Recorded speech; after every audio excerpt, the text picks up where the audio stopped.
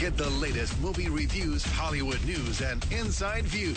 It's time for Behind the Screens with Lights, Camera, Jackson on 107.7 GNA. Here he is, our friend, professional film critic, unfortunately a Philadelphia Eagles fan who's riding a little too high right now, if you ask me. It is our man, Lights, Camera, Jackson. Good morning, Jax. Happy Friday.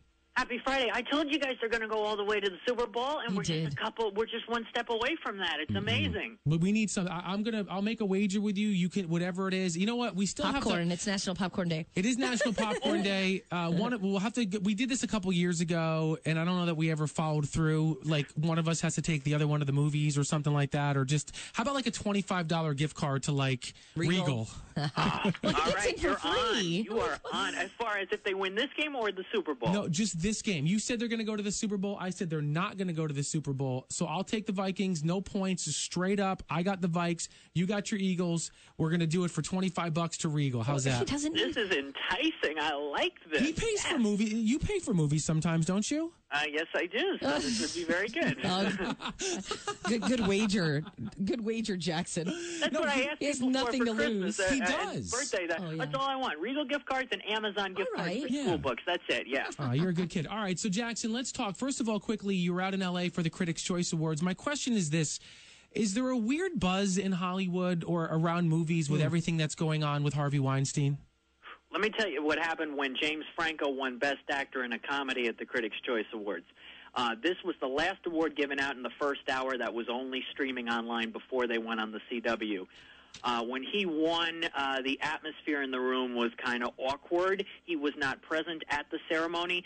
And people question, how did this happen with all the stuff that came out? Well, the LA Times expose was that morning, was Thursday morning. We voted Monday or Tuesday. So some people, everybody voted at that time not knowing the situation that was happening. Well, let me just backtrack. So why is the James Franco connection? That's a Harvey Weinstein film? Well, as far as just the sexual harassment scandal that Harvey Weinstein began and is now gone to Aziz Ansari and so many other people, James Franco being one of the latest people involved, with at least 5 women claiming that he'd had some inappropriate encounters, behaviors with them. And so his name has the latest one. That atmosphere was very awkward last Thursday night. I can imagine. Yeah. I apologize for not knowing that. I didn't realize that there was stuff about Franco, too. It's just every day there's like these new reports. It's crazy. Let me ask you something, Jackson. Critics' Choice, you guys are judging on the value of his acting in the movie, though. So would it have I know, like, you're trying to stay morally right, but if you voted on his performance, you didn't vote on whether or not people came and accused him of sexual harassment. Well, I think the question could be, knowing what you know now, would you have still voted for that movie? Right. I mean, I'm not going to disclose who I voted for and what I voted for in that category or any of the categories. I was aware that something was probably going to be coming out as far as James Franco's story. I was aware of that before I did vote. But yeah, I think people did vote on the performance itself. And, when you look at the performance is very good in the film. And I liked the film mainly because of his performance when I saw it 2 months or so ago. But now with all this stuff that's happening, it's kind of a gray cloud over this movie, over this performance. He probably will not get an Oscar nomination on Tuesday morning. It just depends on how the Oscar voters decided all that. Good stuff. All right, let's get to the movies opening up this weekend. Let's talk 12 Strong. Chris Hemsworth. I mean, this is another one of these post 9/11. Looks really powerful. War films. Is it any good? So this takes place just immediately on 9/11 and 5 weeks after, because this Special Forces team was the first 12 people who went in and fought in Afghanistan, 5 weeks after 9/11. They're called the Horse Soldiers, and this was a declassified mission. Chris Hemsworth, Michael Shannon, Michael Pena, Rob Riggle, Trayvon Rhodes from Moonlight. It's an engaging film. It's not an enthralling film. The action scenes are all right, but they're not amazing. The story itself, it's interesting, but it's not spectacular or compelling compared to other post-9/11 movies. So I don't think you come out of this movie saying, oh my gosh, you have to go see 12 Strong. What it is good, but it's not amazing by any means. Gotcha. All right, so let's talk Phantom Thread. Daniel Day-Lewis, Chrissy was saying this movie is trending. What's the buzz behind Phantom Thread? It's the final film of his career. He's probably going to get a Best Actor nomination on Tuesday. If he doesn't, that would be an absolute shocker. I watched 10 minutes of Lincoln again the other night, and even just in 10 minutes, you feel like you're watching Abraham Lincoln. You're not watching Daniel Day-Lewis. He immerses himself in this original character here named Reynolds Woodcock. He's a 1950s London fashion designer, and he falls for a young woman, his next model. Daniel Day-Lewis, he's just a powerhouse. Again, the costumes are so good. The score is fantastic. I haven't gotten it out of my head since I saw this movie about a month or so ago.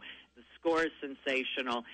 It gets a little weird in the final act, and weird actually is an appropriate word to describe what happens, but stay with it. If you like Daniel Day-Lewis, you got to see this weekend. Why is he why is he not going to be an actor anymore? Like, why did he decide this is his last one? I think he just decided, he's got 3 Academy Awards. He's had other incredible films. He wants to move on, relax, maybe do other things, and he does go out in style here. This is a very good performance to go out on. Jackson, I know you mentioned you like the score of Phantom Thread. You're not going to like the score of the football game on Sunday.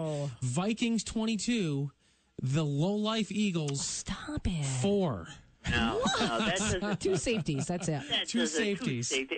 Come on. No, 27-16 Eagles over the Vikings. Well, and I've also got SAG Awards predictions up at lights-camera-jackson.com right now, because that award show is Sunday night. I'm going to be flipping back and forth between the Eagles and SAG Awards on Sunday. Listen, you can't call. Listen, the only thing sagging on Sunday is going to be Nick Foles' head. Okay, and let me tell you something. Puns are so low. They're so low. I know. So mean. I hate the Eagles. One more thing.